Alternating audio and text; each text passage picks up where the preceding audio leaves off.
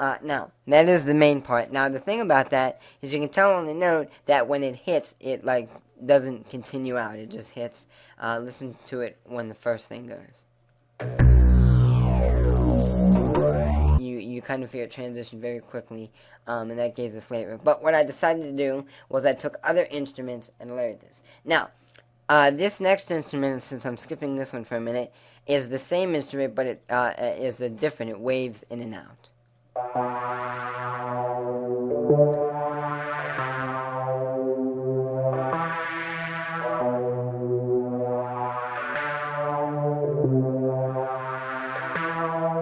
Okay. And of course, the same thing for the boo bass is the same exact part. I can play that for you.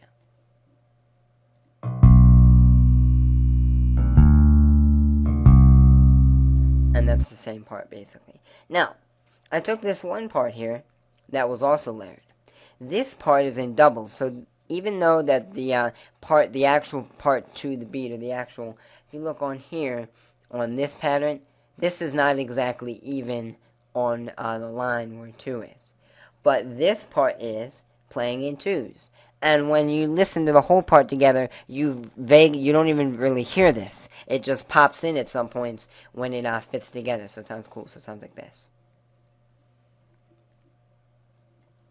And I am going to highlight this, okay? So this is what this part will sound like, alright?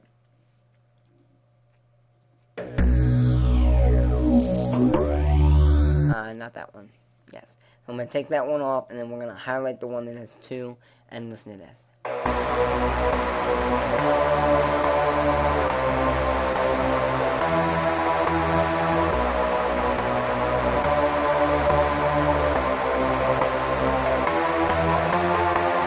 And that's basically that. So now what I'm going to do is add all these together, and you can hear the intensity of all this layered together. Sounds like this. And you can tell that it waves in and out.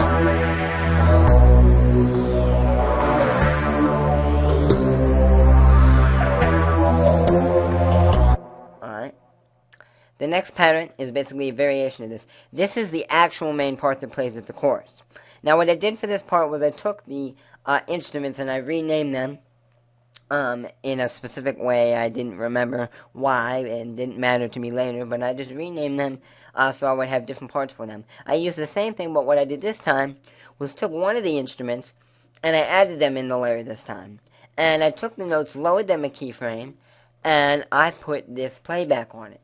Now when you listen to it, it might seem as if everything is louder, or that somehow it's louder. It doesn't actually. I found out it actually isn't louder. It's just more powerful. So this is the same part, but there's more powerfulness to it.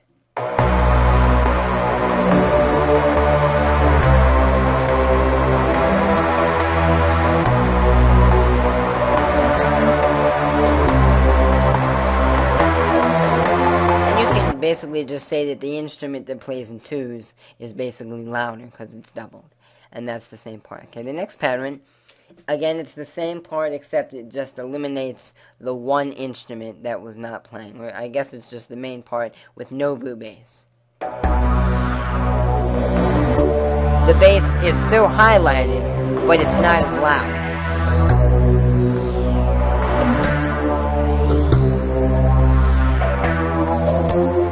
Basically the same part that'll fit in on some parts that are kind of dull.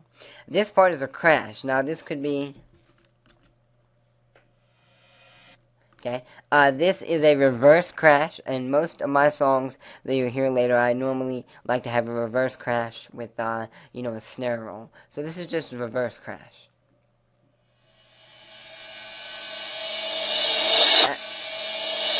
You heard it more than once, but right there when it stops is a crash. And of course the settings for this, I put reverse on it and some sweep stereo, so it would kind of sweep itself. And of course the next pattern is just the crash going the same way. Yes, and you did hear it twice, but that's just the crash. The next pattern is the one instrument, the one that plays in 2s. This is just that one instrument.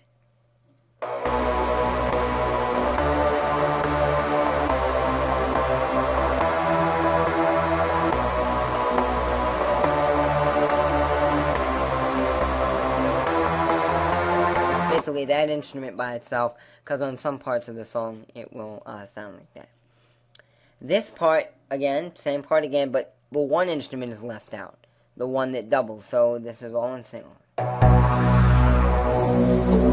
It is still being used, but it is not in twos or connected.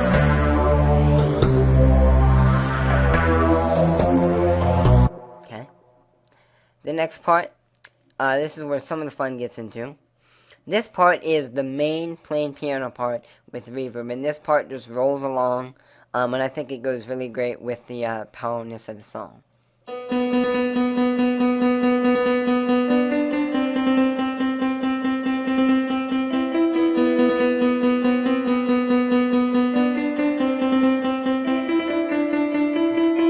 Kind of a gangster feel for most synth parts for this song. The next part is the vintage. Now, the vintage part, which is odd, I have two vintage parts. The vintage parts that I had used to be together. But I took the one part of it, which was kind of a slower, rolling in the same kind of tempo. Not the tempo, but the actual way it was rolling was the same before it got real crazy. And then it got real crazy.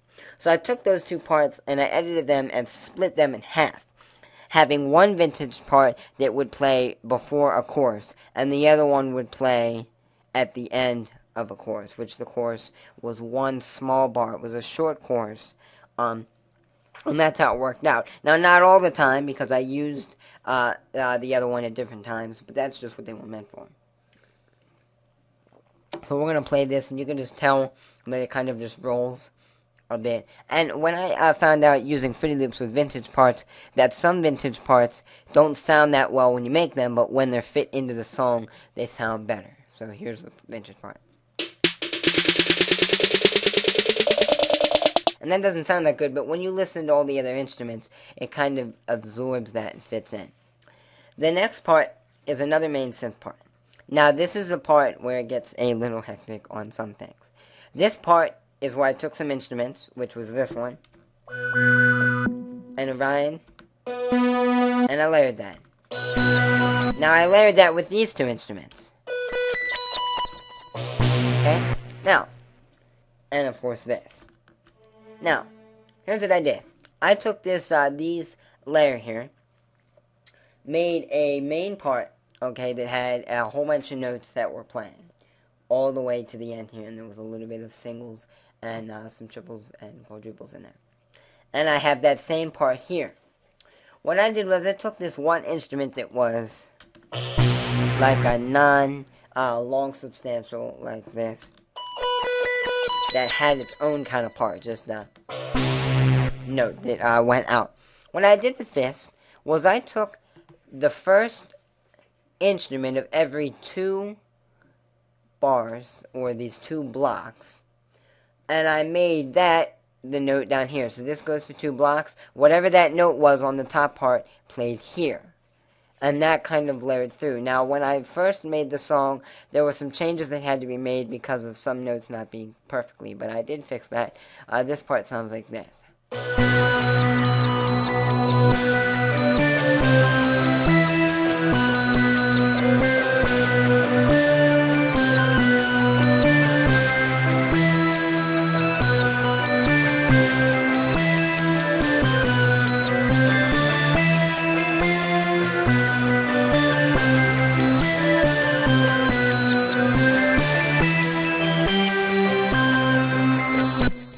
And that kind of waves in and out as well. Okay, the next part is an effect noise. These effect noises I use are used right at the end of the pattern, or the main chorus going into the verse, okay? It's like a spacey type noise, and of course when you listen to it, it keeps going, but when you pause it, it stops. So in the song, it kept going. This is another part. Basically, this is the same part, except I didn't have everything highlighted or everything with, so it's basically the same part as before.